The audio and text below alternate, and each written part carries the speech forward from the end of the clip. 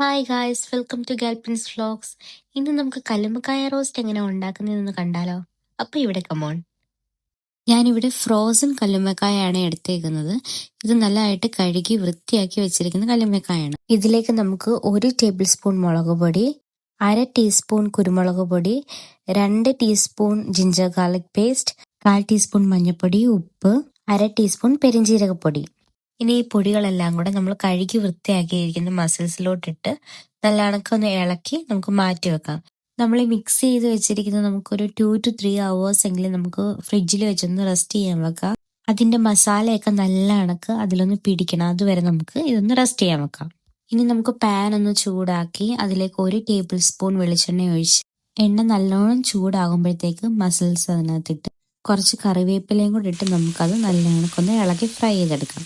ഒരുപാട് ഡ്രൈ ആവണ്ട. ഈ ഒരു പരുവാകുമ്പോൾ നമുക്ക് വേറെ പ്ലേറ്റിലാക്കി വെക്കാം. അടുത്തായിട്ട് വേണ്ടുന്നത് നമുക്ക് 1 സവോള ചെറുതായിട്ട് അരിഞ്ഞത്, 2 പച്ചമുളക്, 1 തക്കാളി, കുറച്ച് മല്ലിയിലയും കറിവേപ്പിലയും.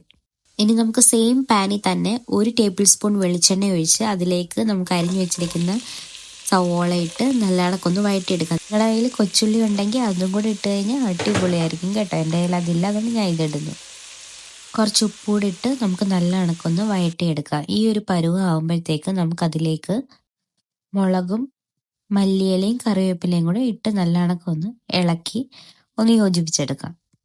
ഇതിലേക്ക് 1 പിഞ്ച് ഉലുവ പൊടിയും 1/2 ടീസ്പൂൺ ഗരം മസാലയും 1/2 ടീസ്പൂൺ കുരുമുളക് പൊടിയും ചേർത്ത് മിക്സ് ചെയ്ത് നമുക്ക് എടുക്കാം. പൊടിമണമൊക്കെ ഒന്ന് മാറി കഴിയുമ്പോഴത്തേക്ക് നമുക്കതിലേക്ക് തക്കാളി ഇട്ട് കൊടുക്കാം. തക്കാളി ഒന്ന് വെന്ത് വരുമ്പോഴത്തേക്ക് നമുക്ക് നല്ല കണക്കൊന്ന് ഇളക്കി കൊടുക്കാം.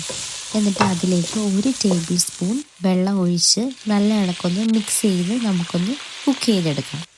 അതിലേക്ക് നമുക്ക് മാറ്റി വെച്ചിരിക്കുന്ന മസിൽസ് ഇട്ട് കൊടുക്കാം. നല്ലപോലെ ഒന്ന് ഇളക്കി കൊടുക്കാം.